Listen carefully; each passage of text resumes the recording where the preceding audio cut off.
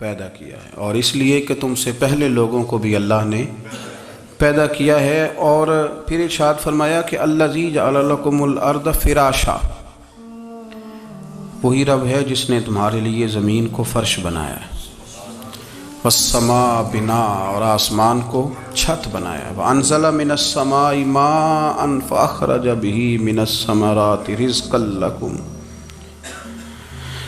زمین کو فرش بنایا، آسمان کو چھت بنایا، پھر آسمان سے پانی برسایا جس کے ذریعے پھل نکالے، اور وہ بھی کسی اور کے لیے نہیں، رزقا لکم، تمہارے رزق کے لیے، وہ بھی تمہارے رزق کے لیے۔ یہ ساری نعمتیں تمہیں دی ہیں، اب فلا تجعلوا للہ اندادا، اب تم اللہ کے ساتھ کسی کو شریک نہ بناؤ، وانتم تعلمون، اور تم جانتے بھی ہو، تمہیں خبر بھی، تمہیں پتہ ہے کہ عبادت اللہ کی کرنی چاہیے، تمہیں پتہ ہے کہ نماز پڑھنی چاہیے، تم جانتے ہو کہ نوافل ادا کرنی چاہیے، تمہیں پتہ ہے کہ سجدے آنکھیں بند کر کے جھوٹ کی زندگی جی کے، اپنے ساتھ بددیانتی کر کے، دھوکہ دے کے، اپنے آپ کو دائیں بائیں، اپنے آپ کو کہیں مصروف رکھ کے کچھ وقت ضائع تو کر لیتے ہو، پر تمہیں پتہ تو ہے نا کہ عبادت اللہ کی کرنی، تمہیں اس کی خبر ہے۔ فرمایا اس رب کی، دیکھیں نا، انسان پر اگر کوئی شخص نیکی کر دیتا ہے، احسان کر دیتا ہے، تو انسان اس کے سامنے پھر گردن نہیں اٹھا سکتا، یار یہ میرے مشکل وقت کا دوست ہے، اس نے میرے ساتھ نیکی کی ہے، کبھی بھی گردن نہیں اٹھائے گا، جھکا کے رکھے گا۔ تو اگر عام کوئی نیکی کر دے تو اس کے سامنے انسان کبھی گردن نہیں اٹھاتا، تو جو رب ساری نعمتیں عطا فرمائے، جو کہے کہ تیری تخلیق میں نے کی، تجھ سے پہلوں کو بھی پیدا میں نے کیا، تیرے لیے زمین کا بچھونا بھی میں نے بچھایا، آسمان کی چھت بھی میں نے لگائی، تیرے لیے زمین سے ساری اناج کو، پھل کو، کھیتیوں کو نکالا بھی تیرے لیے، اب تو اس طرح کر کہ تو میری عبادت کر، تو میری بارگاہ میں جھک جا۔ بہت سارے نشے لوگوں کو لگے ہوئے ہوتے ہیں، ہر آدمی کوئی نہ کوئی نشہ کرتا ہے، کوئی دولت کا کرتا ہے، کوئی شہرت کا کرتا ہے، کوئی اپنی تعریف کا نشہ کرتا ہے، دو چار لوگوں سے تعریف سن کے مطمئن ہو جاتا ہے۔ ناراض تو نہیں ہوگی اس جملے سے؟ آپ کرتے ہیں لوگ دولت کا نشہ بھی، یہ جب نقصان ہوتا ہے تو بندے بیمار نہیں ہو جاتے، پیسے ڈوب جاتے ہیں تو لوگ بیمار نہیں ہو جاتے، تو اس کا مطلب یہ ہوتا ہے کہ نشہ ٹوٹ گیا ہے۔ اب بہک ہوئے ہیں نا تھوڑے سے تو کانپتے ہیں، تڑپتے ہیں، پریشان، نشہ ہی اسی طرح ہی کرتا ہے نا، نہیں ملتا تو پریشان ہوتا ہے۔ یہ سارے نشے ہیں، مختلف قسم کا نشہ۔ اب مانتے نہیں اس بات کو، تسلیم نہیں کرتے، کیونکہ تسلیم کرنا بڑا مشکل کام ہے، اس کے لیے تو بڑی ساری چیزیں جو ہیں وہ دبوچ کے اور بڑی سارے رستے پھلانگ کے آنا پڑتا ہے، تو بڑا مشکل ہے ماننا، ورنہ کرتے ہیں ہم، ہمارا مزاج ہے۔ یہ گھومنے پھرنے کا، دنیا دیکھنے کا بھی ایک نشہ ہے، یہ بہت ساری باتیں کرنے کا بھی ایک نشہ ہے، گپ شپ کا بھی ایک نشہ ہے۔ دو چار لوگوں کی جب تک پگڑیاں نہ کھول لیں، بعض لوگوں کو نیند نہیں آتی، یہ غیبت کا، چغلی کا، بددیانتی کا، یہ بھی ایک نشہ ہے۔ اس پر ملا رومی رحمۃ اللہ نے بڑا کلام لکھا ہے، وہ کہتے ہیں مانگ کے کھانے کا بھی نشہ ہے، مانگ کے کھانے کا بھی نشہ ہے۔ وہ کہتے ہیں کہ ایک بھیک مانگنے والی خاتون تھی، تو بادشاہ کے پاس بھیک مانگنے آئی، تو بادشاہ کو پسند آ گئی، اس نے شادی کر لی۔ اب اس کو عادت تھی بھیک مانگ کے کھانے کی، تو وہ کنیزوں سے کہا کرتی تھی کہ فٹافٹ نہ روٹی لے کے آیا کرو، میں 2-3 دفعہ مانگوں تو پھر لایا کرو، کیونکہ ایک نشہ ہے نا، تو میں مانگوں 2-4 دفعہ تو پھر۔ تو انسان بہت سارے نشے کرتا ہے، یہ مانتا نہیں، یہ موبائل، یہ فیس بک، یہ سارے نشے ہی ہیں، اپنی فوٹو لگا لینا، سارا دن اسی کو دیکھتے رہنا۔ اور بڑے بڑے سیانے بندے جو وزادار ہیں، بڑے وزادار لوگ ہیں، لیکن وہ بھی سنجیدگی کے قائل نہیں، اس طرح کے نشوں کا شکار ہیں۔ یہ سارے نشے ہیں جو ہم نے پال لیے۔ ہمارے صوفیاء، ہمارے بزرگ فرماتے ہیں کہ تم اس طرح کرو، اگر سارے نشوں سے بچنا چاہتے ہو تو سجدے کا نشہ شروع کرو، سجدے کا نشہ شروع کرو۔ یہ نا اقبال کہتے ہیں عطار ہو رومی ہو رازی، آپ بات کو سمجھیں، عطار ہو رومی ہو رازی ہو غزالی ہو کچھ ہاتھ نہیں آتا بے آہ سحر گاہی۔ کہتے ہیں بہت بڑا صوفی ہو جیسے فرید الدین عطار تھے، بہت بڑا تصوف کا امام ہو جیسے امام غزالی تھے، بہت بڑا تفسیر کا استاد ہو جیسے امام رازی ہو، عطار ہو رومی ہو رازی ہو غزالی ہو، پر کچھ ہاتھ نہیں آتا بے آہ سحر گاہی۔ اگر سویرے اٹھ کے روتا نہیں نا اللہ کی بارگاہ میں، اگر تہجد نہیں نہ پڑھتا تو کچھ ہاتھ نہیں آتا بے آہ سحر گاہی، پھر اس کو کوئی چیز نصیب۔ میری بات کی سمجھ آ رہی ہے آپ حضرات؟ جب تک آپ سویرے نہیں اٹھتے، آپ اللہ اللہ نہیں کرتے، آپ کو نوافل کا چسکا نہیں، عبادت کا مزہ نہیں، فرمایا میری عبادت کرو، یہ شوق پیدا کرو، میں نے تمہیں پیدا کیا ہے۔ ہم لوگوں کے نشے مختلف نشے، بڑا عجیب رنگ ہے۔ محفل کی صدارت کرنے والے بڑے پیر صاحب، بڑے القابات، بیچ میں سے بندہ تلاش کرنے سے بھی نہیں مل رہا، اتنے بڑے لقب ہیں اس کے، لیکن وہ سج سنور کے 2.5 گھنٹے بیٹھا رہا محفل میں، اور نماز کا وقت آیا تو اس نے مختصر سی پڑھی، وہ نکل گیا، ہلکے سے سجدے کیے۔ اتنا بڑا عشق رسول نعت خواں، ہو کیا بات ہے، اور عشق رسول کا بہت بڑا پیغامبر، بہت بڑا مبلغ، اور بیچارہ سمجھ ہی نہیں سکا کہ اللہ کے رسول نے فرمایا تو نماز پڑھ میری آنکھیں ٹھنڈی ہو جائیں گی۔ تو یہ نشے کے عادی تو ہیں پر حقیقت کے قائل نہیں ہیں۔ یہ بس ٹھیک ہے، خوابوں کی دنیا میں لوگ زندہ ہیں، پر جن کو یہ جو نشہ تھا نا عبادت کا، یہ میرے رسول پاک کی چاہت ہے، یہ میرے نبی کریم علیہ السلام کی۔ آپ دیکھیں نا حضور مہینوں جا کے غار حرا میں بیٹھتے، کیا وہاں تبلیغ کرتے تھے؟ کوئی کتاب لکھتے تھے؟ رسول کریم علیہ السلام مہینہ رہتے غار حرا میں، کوئی نہ مجھے دیکھے، کوئی نہ مجھے ملے، حضور یہاں کیا ہے؟ فرمایا میں اپنے رب کی عبادت کروں گا۔ نبی کریم علیہ السلام نے سجدوں کے ساتھ پتھروں اور پہاڑوں کو آباد کر دیا، سجدوں کے ساتھ۔ آپ کا سجدہ آپ کو بہت ساری چیزوں سے چھڑا لیتا ہے، یہ بہت ساری جگہوں سے جھکنے سے بچا لیتا ہے۔ صوفیاء اولیاء یہ کیا کرتے تھے؟ یہ سجدے کا ذوق ہی تو پیدا کرتے تھے، سجدے کا ذوق۔ شاہ عبد العزیز دباغ رحمۃ اللہ تعالی علیہ اپنے مریدوں سے فرمایا کرتے تھے کہ اگر تم پکے نمازی بن جاؤ نا، تہجد گزار ہو جاؤ، تو میرے پاس آنا جانا چھوڑ دینا۔ عرض کی حضور کیوں؟ فرمایا میں تمہارے اور رب رسول کے راستے میں رکاوٹ نہیں بننا چاہتا، اور میرا مقصود ہے تمہیں وہاں تک پہنچانا، جب پہنچ گئے تو پھر میری ضرورت ختم ہو گئی۔ ہاں کبھی وسوس آئے، شک پیدا ہو، تکلیف ہو تو آنا، ورنہ میں نہیں چاہتا کہ میں رکاوٹ بنا رہوں۔ تم اللہ اللہ کرو، اس مالک کو راضی کرو۔ میرے رسول پاک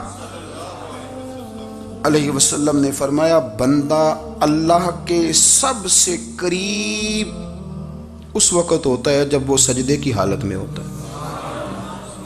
کس کے قریب ہوتا ہے؟ اللہ کے سب سے قریب ہوتا ہے، وہ بڑا نیڑے ہے رب کے، بڑا قریب ہے، اس لیے کہ وہ حالت سجدہ میں، وہ جب سجدے کرتا ہے نا اس کی بارگاہ میں جب جھک جاتا ہے۔ آپ ذرا سجدے کی کیفیت دیکھیں نا، زبان بھی یہاں ہے، آنکھ بھی یہاں ہے، کان بھی، عقل بھی ساری، اس نے سارا کچھ رکھ دیا سجدے میں۔ آپ وہ کبھی پیچھے جائیں تو دیہاتوں میں کہا جاتا تھا ناک سے نکیریں نکالو، بہت بڑی سزا ہوتی تھی نا، ناک سے نکیریں نکالو، بڑی سزا ہوتی تھی۔ تو اس نے کہا مالک مجھے کسی نے کہا نہیں، پر دیکھنا میں نے رکھ دی ساری عقل سجدے میں، اور رکھ کے کہا کیا؟ سبحان ربی یا اللہ، اللہ میں پست ہوں تو اعلیٰ ہے، اللہ تو میرا رب ہے اور تو سب سے اعلیٰ اتنا۔ اور فرمایا جب یہ اس کیفیت میں ہوتا ہے تو پھر یہ اپنے رب کے قریب ہوتا ہے۔ کثرت عبادت، نوافل۔ ہمارے ہاں عمرے کی قرآن اندازی محفلوں پہ ہونے لگ گئی ہے، حالانکہ حدیث سے ثابت نہیں۔ میں دوستوں سے کہتا ہوں جائز ہے، کرنی چاہیے، عمرے کی قرآن اندازی جائز ہے، پر کسی حدیث میں نہیں آئی کہ قرآن اندازی کرو عمرہ کرو۔ حدیث میں قرآن اندازی یہ آئی ہے کہ نبی پاک علیہ السلام نے فرمایا تمہیں پتہ چل جائے نا پہلی صف کا ثواب کتنا ہے، تم قرآن اندازی کرو۔ عمرے کی قرآن اندازی کا تو پوسٹر چھپتا ہے، تو یہ والی قرآن اندازی کب ہونی ہے؟ ہونی چاہیے کہ نہیں؟ حضور نے فرمایا تمہیں پتہ چلے کہ اس کا ثواب کتنا تو تم قرآن اندازی کرو، تم قرآن ڈالو۔ جب آپ نماز پڑھ رہے ہوتے ہیں، جب آپ کا مصلی آباد ہوتا ہے، صلاح الدین ایوبی ایک بزرگ سے ملاقات ہو گئی، بیت المقدس پر قبضہ تھا عیسائیوں کا، تو صلاح الدین بڑے پریشان تھے۔ وہ بابا جی کہنے لگے پتر کیا ہوا؟ کہنے لگے حضور پتہ چلا ہے دشمن کے 2 بحری بیڑے اسلحہ لے کے آ رہے ہیں، مسلمان پہلے ہی کمزور ہیں، اور اب اگر 2 بحری بیڑے اور آ گئے تو حضور مسئلہ بن جائے گا۔ تو میں پریشان ہوں کہ کس طرح یہ کم مسئلے والی ہماری فوج ہے کیسے مقابلہ کرے گی۔ تو بابا جی کہنے لگے پتر اس طرح کرنا، آج رات تو بھی دعا کرنا اور میں بھی کروں گا، تو بھی دعا کرنا، آپ ناراض نہ ہونا، ہم تو پیروں والے ہیں، ہم تو پیروں کے نوکر غلام ہیں، ہمارا تو گزارا ہی نہیں، ہمیں تو ملتا ہے سارا کچھ وہاں سے۔ پر میرا سوال یہ ہے کہ تعویذ لینے جاتے ہو نفل کیوں نہیں پڑھتے؟ رات اللہ اللہ کیوں نہیں کرتے؟ یہ بھی تو ہمارے بزرگوں کا ہی طریقہ ہے، انہوں نے تو ہمیں سکھایا ہے۔ صلاح الدین ایوبی سے بزرگوں نے کہا کہ رات آج نا اللہ اللہ کرنا، تو میں تیرے لیے دعا کروں گا، تو بھی دعا کرنا۔ تو بندہ جب دکھی ہوتا ہے تو سجدہ کرتا ہے تو پھر ہی تو مصلی بھیگ جاتا ہے، پھر ہی تو مزہ آتا ہے۔ سکھی بندہ تو کعبے جا کے نہیں روتا، دکھی تھے، تکلیف تھی، تو سر رکھا سجدے میں تو تڑپ گئے۔ اور وہ بابا جی کہتے ہیں میں مسجد آیا تو صلاح الدین چیخے مار کے رو رہا تھا اور کہہ رہا تھا مالک میں کوئی اپنی شان کے لیے تو نہیں نہ لڑ رہا، اللہ کو میں کوئی قبضوں کے لیے تو نہیں لڑ رہا، مالک تیرے لیے لڑ رہا ہوں، مجھے بے آبرو نہ کرنا، میری مدد فرمانا۔ کہتے ہیں میں آیا تھا کہ مسجد میں دعا کروں گا، پر صلاح الدین ایوبی کو روتے دیکھا تو میں لوٹ گیا۔ تو سویرے صلاح الدین ملے تو بڑے خوش تھے۔ میں نے کہا پتر کیا ہوا؟ کہنے لگے حضور وہ بحری بیڑے 2 آ رہے تھے نا اسلحہ لے کے، دونوں ڈوب گئے پانی میں ڈوب گئے۔ تو بابا جی کہنے لگے صلاح الدین وہ پانی میں نہیں ڈوبے، وہ تیرے آنسوؤں میں ڈوب گئے، وہ غرق ہو گئے، وہ جو تو نے مصلی آباد کیا تو وہ تیرے آنسوؤں میں ڈوب گئے، وہ غرق ہو گئے، وہ تباہ، اتنے قیمتی تھے تیرے آنسو کے بہا لے گئے دشمن کے بحری بیڑوں کو۔ میرے بھائی ٹھیک ہو گیا جی، میرے عزیز سمجھ لیں اس بات کو ہمیشہ کے لیے، اور اس پر غور کر لیں اچھے طریقے سے کہ میرے رسول کریم سید عالم صلی اللہ علیہ وسلم نے نا ہماری توجہ دلائی، حضور نے ہمیں بتلایا، ہمارا ذوق بڑھایا عبادت کی طرف۔ ایک صحابی تھے حضرت ابو فاطمہ رضی اللہ تعالیٰ عنہ، یہ ترمذی شریف کی حدیث ہے۔ نبی پاک علیہ السلام نے فرمایا ابو فاطمہ قیامت کے دن مجھ سے جلدی ملنا چاہتے ہو کہ دیر کے ساتھ؟ تو کہنے لگے حضور کون ہوگا جو دیر سے ملنا چاہے گا، ہم نے تو جان دے دی وعدہ دیدار پر۔ اعلیٰ حضرت فرماتے ہیں جان دے دی وعدہ اور نقد اپنا دام ہو ہی جائے گا۔ مجھے لگتا ہے کہ یہ سودا نقد و نقد ہو جانا ہے، چونکہ ہم نے جان دے دی وعدہ دیدار پر۔ آپ نے وعدہ کیا تھا کہ مریں گے تو پھر زیارت ہوگی، تو مر گئے ہم زیارت کی خاطر۔ جان دے دی وعدہ دیدار پر تو نقد اپنا دام ہو ہی جائے گا۔ اے رضا ہر کام کا ایک وقت ہے، دل کو بھی آرام ہو ہی جائے گا۔ تو حضرت ابو فاطمہ رضی اللہ تعالیٰ عنہ سے نبی پاک صلی اللہ علیہ وسلم نے فرمایا جلدی ملنا چاہتے ہو کہ دیر سے؟ عرض کی حضور فٹافٹ ملنا ہے، میں نے قیامت کے دن آپ سے جلدی ملنا ہے۔ تو نبی پاک علیہ السلام نے فرمایا پھر اس طرح کرنا، دنیا میں رہ کے سجدے زیادہ کرنا، پھر سجدے زیادہ کرنا، قیامت میں ملاقات جلدی ہو جائے گی، قرب ملے گا تمہیں۔ اپنے بچوں کے اندر دیکھیں نا، ہم شوق پیدا کرتے ہیں، ہمیں صحیح لفظ نہیں بولنے آتے پر ہم بچوں میں شوق پیدا کرتے ہیں کہ پتر ڈاکٹر بن جائے گا تو بڑا نفع کرے گا، تو لوگوں کی خدمت کرے گا، ملک و ملت کی خدمت کرے گا، تیرے ابا کا نام روشن ہوگا، تیرے دادا کی تعریفیں ہوں گی۔ ہم یہ ذوق پیدا کرتے ہیں۔ ہم اپنے نوجوانوں کے اندر یہ فکر پیدا کرتے ہیں، انہیں ہم سمجھاتے ہیں کہ میاں جب تم پڑھو گے، محنت کرو گے تو فلاں آدمی کی طرح تمہارا نام ہوگا۔ یہ جتنا ذوق ہم بچوں کے اندر ان چیزوں کا پیدا کرتے، ہمیں حکم ہے کسی طرح ہم ذوق پیدا کریں کہ پتر نماز پڑھے گا تو اللہ راضی ہو جائے گا، تو سجدہ کرے گا۔ دیکھیں نا میرے رسول کریم علیہ السلام نے فرمایا 7 سال کے بچے کو مسجد لے کے جاؤ، یعنی اسے شوق دلاؤ، اس کے اندر یہ خاصیت پیدا کرو کہ اس کا دل کرے مسجد میں جانے کو، اس کے اندر یہ خصوصیات لاؤ کہ وہ ہمارے ہاں نا ہر چیز کو پروموٹ کیا جا رہا ہے، ہر چیز کو یعنی سر سنگیت سکھانے کے لیے اکیڈمیاں بن گئی، ہر شے پروموٹ ہو رہی ہے، عبادت کا جذبہ کم ہوتا جا رہا ہے، اللہ کا ذوق ہمارے اندر نہیں رہا۔ اور اتنا مشکل ہم نے اپنے لیے بنا لیا ہے کہ وہ بندہ جو بڑی زبردست مذہبی گفتگو کر رہا تھا اور تگڑی بات کر رہا تھا، کیا بات ہے، لیکن نماز کے بارے میں کمزوری دکھا جاتا ہے، نوافل کے بارے میں وہ چپکے سے نکل جاتا ہے۔ امام احمد بن حنبل رحمۃ اللہ تعالی علیہ، مسند امام احمد بن حنبل 14 جلدوں میں ہے مارکیٹ میں، اور مجھے تو خیر پسند ہی پڑی ہے، میں نے تو کئی دفعہ پڑھی ہے، اور کیا بات ہے امام احمد بن حنبل کی، کیسے تگڑے قسم کے محدث تھے اور اللہ نے کتنا انہیں اعزاز عطا فرمایا ہوا تھا۔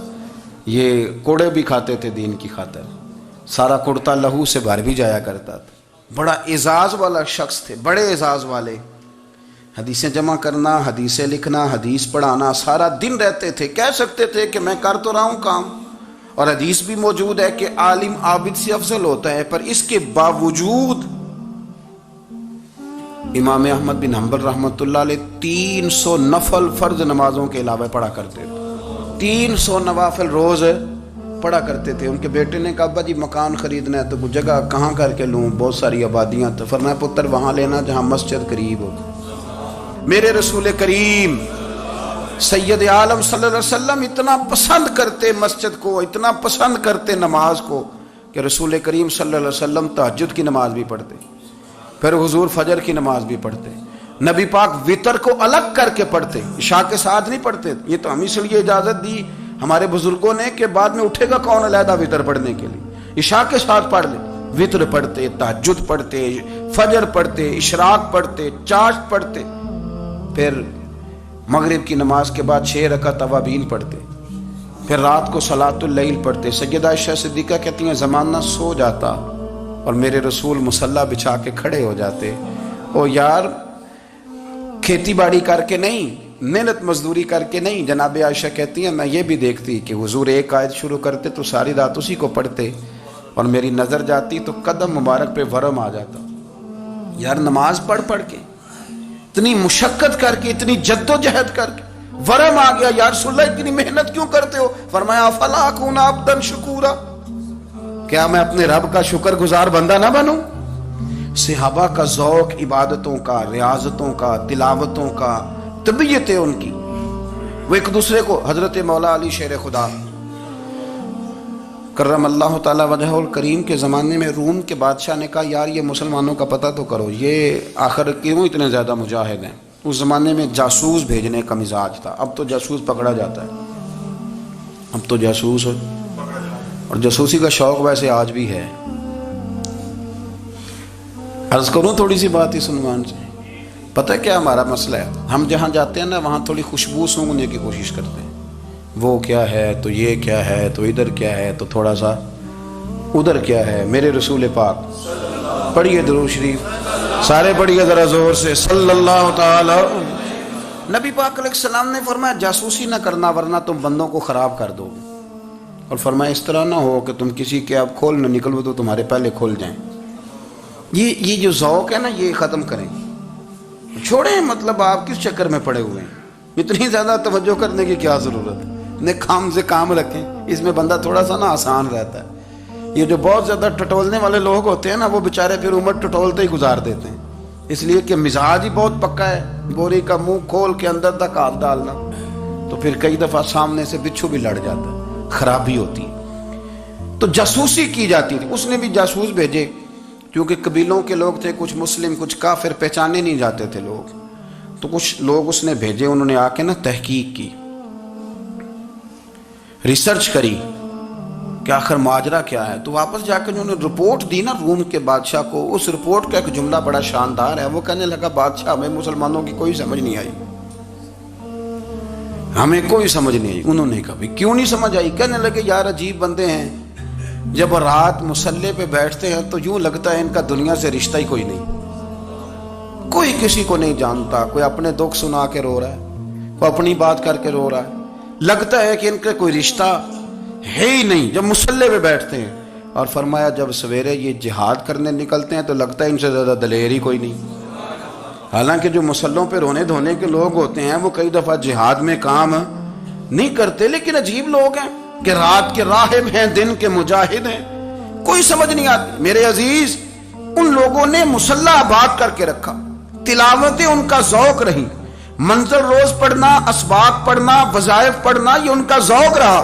اعلیٰ حضرت بریلوی رحمت اللہ نے 1000 کتاب لکھی ہے، لیکن الوظیفۃ الکریمہ کے نام سے جو وہ صبح و شام وظائف پڑھتے تھے وہ الگ انہوں نے ان کو بیان کیا، پابندی کے ساتھ اپنی اللہ اللہ کرتے تھے۔ شیخ شہاب الدین سہروردی رحمت اللہ علیہ، اس پر ایک بندے نے اعتراض کیا، اس نے کہا جی آپ کس قسم کے صوفی ہیں، مرید بیٹھے ہیں اور آپ وہاں نفل پڑھ رہے ہیں۔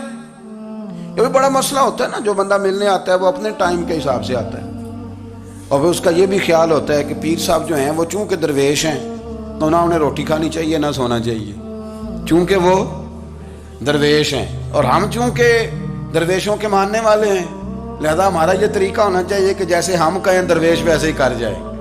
حالانکہ جس کو آپ درویش کہیں گے آپ اس کی مانیں گے، آپ منوائیں گے نہیں، ہمارا مزاج ہوتا ہے۔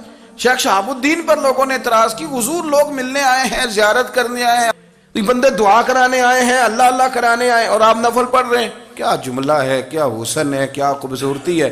فرمانے لگے رب رسول سے مانگنے کے لیے مصلی بچھایا ہے، اگر وہاں سے مانگوں گا نہیں تو تمہیں دوں گا کیا، پہلے مجھے کچھ لے تو لینے دو، اگر میرے پلے کچھ ہے ہوگی تو آگے دوں گا نا، تو میں مانگنے گیا تھا کہ یا اللہ دے تیرے بندے لینے آئے، دے تو میں کچھ لوں گا تو آگے دوں گا نا۔ لیکن ہمارا یہ سٹیٹس، یہ مزاج، یہ شعور نہیں ہے۔ گپیں، کہانیاں، داستانیں، گفتگو، خطابت، واز، کیا بات، لیکن اگر کچھ کرنے کا کام ہو تو وہ نہیں ہم سے ہوتا۔ میرے نبی کریم علیہ الصلوۃ والسلام نے مصلی سے دل لگانے کا درس دیا، حضور نے توجہ دلائی، صحابہ اس ذوق کے حامل لوگ تھے، وہ کوشش کرتے تھے۔ جناب صدیق اکبر رضی اللہ تعالیٰ عنہ کا عبادت کا مزاج ہمیشہ قائم رہا۔ حضرت عمر فاروق ساری رات اللہ کے حضور کھڑے رہے۔ حضرت عثمان غنی رضی اللہ تعالیٰ عنہ عشاء کی نماز پڑھ کے 2 رکعتوں کی نیت باندھتے تھے، 15 سپارے پہلی رکعت میں پڑھ دیتے تھے اور 15 سپارے قرآن مجید کے دوسری رکعت میں پڑھ دیتے۔ آپ نے نا حضرت عمر فاروق کے وصال کے بعد ان کی ایک بیوہ سے نکاح کیا، حضرت عثمان غنی نے نکاح کیا۔ وہ خاتون آپ کے نکاح میں آئیں تو عرض کرنے لگی امیر المومنین میرے لیے اعزاز تو بہت ہے کہ میں امیر المومنین کی بیوہ تھی تو امیر المومنین کی منکوحہ ہو گئی ہوں، لیکن حضور نہ تو میں جوان ہوں کہ میرے اندر رغبت ہوتی اور نہ میں اب اس قابل ہوں کہ کوئی خدمت کر سکوں، میرے ساتھ نکاح کی وجہ کیا بنی؟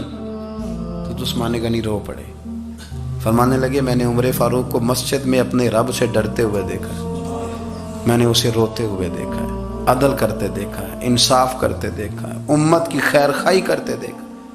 تمہارے ساتھ نکاح اس لیے کیا ہے کہ تم مجھے یہ بتاؤ کہ عمر فاروق گھر کے اندر اپنے رب کو کیسے راضی کرتے تھے، گھر کے اندر کیسے راضی کرتے تھے، وہ طریقے بتلاؤ، تم بتاتی جانا اور میں بھی اسی طرح گھر میں عبادت کروں۔ میرے رسول کریم علیہ الصلوۃ والسلام نے ارشاد فرمایا، حضور فرمانے لگے جس گھر میں اللہ کا ذکر ہوتا ہے وہ گھر زندوں کا ہے، اور جس گھر میں رب کریم کا ذکر نہیں ہوتا وہ گھر زندوں کا نہیں ہے۔ گھر نا ہم نا کتابوں میں پڑھتے ہیں کہ ایک بزرگ کہتے ہیں، حضرت فضیل بن ایاز کہتے ہیں کہ میں ایک گلی سے گزر رہا تھا تو گھر کے اندر کسی قاری صاحب نے قرآن کی آیت پڑھ دی، ولی من خاف مقام ربہ جنتان، میں تے میرے کانوں سے ٹکرائی تو اللہ نے میری کایا ہی پلٹ دی، میں توبہ کر گیا۔ اب گھر کے اندر سے آواز آئے تو صحیح نہ تلاوت کی، پر اندر سے آواز آتی نہیں، یا ڈیک بجنے کی آواز آتی ہے، یا ٹی وی چلنے کی آواز آتی ہے، یا دھوم مچانے کی آواز آتی ہے۔ عبادت کا وہ جو خاص شوق تھا، وہ جو حسن تھا، وہ جو توانائی تھی، وہ جو بات تھی۔ ایک جگہ پہ ہم بیٹھے تھے تو وہاں ایک صاحب آئے اور انہوں نے آتے ہی کہا کہ مہربانی کریں ذرا مجھے مصلی دے دیں، میرے نہ کچھ نفل رہ گئے۔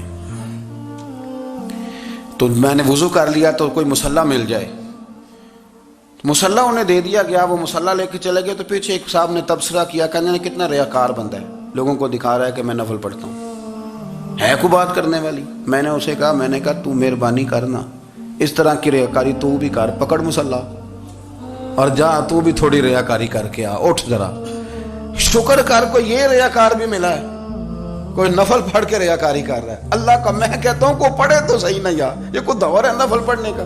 اس میں تو لوگوں کا مزاج ہی نہیں, طبیعت ہی نہیں. میں نے کہا چل مہربانی کر یہ لے مصلی اور تو بھی جا تھوڑی سی یا کر یا ریاکاری کرو تو صحیح نا. مزاج ہی نہیں, ذوق. جمعے کی نماز پڑھ کے یوں دنیا بھاگتی ہے, او ہو پتہ نہیں کون سی پیچھے آگ تھی جو بجھائی جائے گی. اور آج تک لوگ مسئلہ پوچھ رہے ہیں کہ جمعے کی بعد والی سنتیں کتنی ہوتی ہیں. میں نے کہا کتنے سال ہو گئے جمعہ پڑھتے, کتنے سال ہو گئے, ابھی تک سنتوں کا نہیں پتا, ابھی تک نہیں علم کے پہلے کتنی رکھتے ہیں اور بعد میں کتنی رکھتے ہیں. فجر کی سنتیں کب پڑھنی چاہیے, سنو فجر کی سنتوں کے بارے میں. میرے رسول کریم سید عالم صلی اللہ تعالی علیہ وسلم سے ایک صحابی نے پوچھا تھا, حضور میری فجر کی سنتیں رہ گئیں یا رہ جاتی ہیں تو حکم کیا ہے, کیا انداز ہے حضور کا. بخاری مسلم کے لفظ سنو. حضور سید عالم صلی اللہ علیہ وسلم فرمانے لگے, اس نے کیا پوچھا تھا, حضور جواب کیا دیتے ہیں, فرمایا فجر کی سنتیں کبھی نہ چھوڑنا, فجر کی پہلی 2 سنتیں کبھی نہ چھوڑنا. یا رسول اللہ صلی اللہ تعالی علیہ وسلم میری رہ گئی ہیں, رہ جاتی ہیں. فرمایا فجر کی 2 سنتیں نہ چھوڑنا. فرمایا فجر کی پہلی 2 سنتیں مجھے دنیا اور دنیا کے اندر جو کچھ ہے وہ سب سے زیادہ پیاری ہے. فجر کی 2 سنتیں دنیا اور دنیا میں جو کچھ ہے مجھے وہ سب سے زیادہ پیاری ہیں. اس لیے فجر کی سنتیں نہ چھوڑنا. اپنا ذوق, اپنی طبیعت, ہم نے نا ذوق غلط بنا لیا ہے. اگر 20 بندے کہہ بھی دیں گے تو نے بڑی شاندار تلاوت کیا تو کیا اس سے بنے گا. 100 بندہ کہہ بھی دے تیری کیا بات ہے, کیا بات ہے نعت خاں کی, کیا بات ہے علامہ صاحب کی, پیر صاحب کی, پیر مہر علی شاہ صاحب رحمت اللہ علیہ. آپ تشریف فرما تھے تو آپ کے ایک ہی بیٹے بابو جی جن کو کہا جاتا ہے, جس دن صاحبزادے پیدا ہوئے تو خادم نہ وہاں سے نکلا. ان لوگوں کے شوق اور طرح کے تھے نا, تو ان کی توجہ بھی اپنے شوق کی طرف رہتی. تو خادم نکلا اندر سے, پیر صاحب مبارک ہو, پیر صاحب مبارک ہو, پیر صاحب مبارک ہو, پیر صاحب مبارک. وہ شور کر رہے ہیں. تو پیر صاحب کو وجد ہو گیا, اللہ اکبر, اللہ اکبر, اللہ. وہ کیا ہوا, کس بات کی مبارک دے رہے ہو؟ عرض کی حضور اللہ نے بیٹا دیا ہے. تو آپ فرمانے لگے اچھا حضور آپ کیا ہوا, آپ تو پریشان ہو گئے. فرمانے لگے جب تو نے 3 دفعہ کہا نا مہر علی کو مبارک ہو تو میں سمجھا تھا شاید تجھے کسی نے بتا دیا ہے کہ مہر علی سے اللہ راضی ہو گیا. میں سمجھا تھا کہ شاید تو یہ خبر لے کے آیا ہے کہ کسی نے بتایا ہے کہ مجھے آج خبر ملی ہے کہ مہر علی سے رب اچھا پتر ہوا ہے. الحمدللہ, اللہ کا شکر ہے. پر میرے لیے مبارک کا دن وہ ہوگا جب میرا رب کہے گا کہ میں مہر علی سے راضی ہوں. میرے محبوب کہیں گے کہ میں مہر علی سے. آپ بات کو سمجھیں. شوق ہی کسی اور طرف تھا, دل ہی کہیں اور لگا ہوا تھا, طبیعت ہی کہیں اور مائل تھی. کوئی وظیفہ پوچھتے تھے تو پڑھتے تھے وہ لوگ, کچھ اللہ اللہ انہیں بتائی جاتی تھی تو کرنے کا ذوق رکھتے تھے, طبیعت تھی, قائل تھے. حضرت ربیع کہتے ہیں میں بڑی دور سے سفر کر کے گیا حضرت اویس کرنی سے ملنے, بڑی دور سے. اور جب میں پہنچا تو فجر کا وقت تھا. تو حضرت اویس کرنی کو میں نے پا لیا. تو وہ نماز پڑھ کے نا قرآن شریف لے کے بیٹھ گئے. فرماتے ہیں اشراق چاشت کا وقت ہوا تو نفلوں کی نیت باندھ لی. محدث ابن الجوزی نے لکھا ہے, فرماتے ہیں پھر جب زوال کا وقت ہوا تو مسجد میں جھاڑو دینے لگ گئے. زور کی نماز پڑھ کے تو عصر کی تیاری تک وہ مسجد میں بیٹھے رہے. اور میرے نبی پاک علیہ السلام نے فرمایا جو نماز کے انتظار میں بیٹھا ہو وہ نماز ہی میں ہے, وہ نماز ہی میں ہے. فرمایا میری دنیا میری امت کی جو رہبانیت ہے نا وہ اتنی ہے کہ نماز کا انتظار کرے. اذان کے بعد نماز کا یہ راہب ہے, یہ اس وقت چھوڑ کے بیٹھے ہیں سارا کچھ. فرماتے ہیں عصر تک انہوں نے اللہ اللہ کی, پھر مغرب تک کی, عشاء کی نماز ہوئی تو نماز پڑھی تو وہ تھک گئے. اب مجھے وہ فارغ ہوں مصلی چھوڑے تو میں ملاقات کروں نا. یہ آپ حیران نہ ہو کہ اتنی دیر بندہ کیسے اللہ اللہ کر, ہم نے کی نہیں نا اس لیے ہم پریشان ہیں. جو عادی ہوتے ہیں وہ کر بھی لیتے ہیں. وہ یہ کام, میری بات کی سمجھ آ رہی ہے؟ جب جاتے ہو کسی دفتر میں تو 8 گھنٹے کھڑے رہ لیتے ہو نا, مجبوری ہوتی ہے تو کھڑے رہا جا سکتا ہے. پاسپورٹ کے دفتر بولیے, امیگریشن کی لائنوں میں, اور میں نے تو ایمبیسیوں میں بندے 12 گھنٹے پہلے جا کے کھڑے دیکھے, رہ لیتے ہیں کھڑے. تو اگر ان کاموں کے لیے رہا جاتا ہے تو اللہ رسول کے لیے بھی کھڑے رہا جا سکتا ہے. تو فرمانے لگے کہ جب عشاء کی نماز کے بعد آخر انسان تھے, تھک گئے, نیند کا غلبہ ہوا تو تھوڑی ایسے آنکھ بند ہوئی تو کھلی تو رونے لگے. حضرت ویسے کرنی ہے، رو کے کہنے لگے مالک مجھے غافل تو نہ کر، ابھی میں نے کیا بھی کچھ نہیں، دن ختم ہو گیا، کوئی نفل نہیں، کوئی اللہ اللہ نہیں، اللہ مجھے غافل نہ کر، میری مدد فرما۔ فرماتے ہیں جب وہ روئے تو میرے ساتھ جو شخص تھا میں نے کہا اٹھو چلیں، کہنے لگا حضور ملنا نہیں، فرمایا جو میں لینے آیا تھا وہ مجھے مل گیا ہے، جو میں ان سے سیکھنے آیا تھا وہ مجھے نصیب ہو گیا، اب اور میں نے کیا لینا، ختم ہو گئی بات، اٹھو چلیں۔ اللہ کے بندوں نے حضرت ربیہ بن کعب اسلمی رضی اللہ تعالیٰ عنہ فرماتے ہیں، کہتے ہیں جب بنو قریظہ اور بنو نذیر یہودیوں کے ساتھ حضور علیہ السلام نے جنگ کا اعلان فرمایا تو وہ دشمن ہو گئے، ہمیں خطرہ تھا کہ وہ رات کو کہیں محبوب کو تکلیف نہ دیں، تو کچھ لوگ نا تلواریں لے کے نبی پاک کے دروازے پہ پہرے داری کرتے تھے۔ گن مین رکھنا حرام نہیں، اگر کسی کو واقعی خطرہ ہو تو اس کے لیے سنت بھی ہے۔ حضرت علی المرتضیٰ تلوار لے کے حضور کے گھر کا پہرا دیتے تھے۔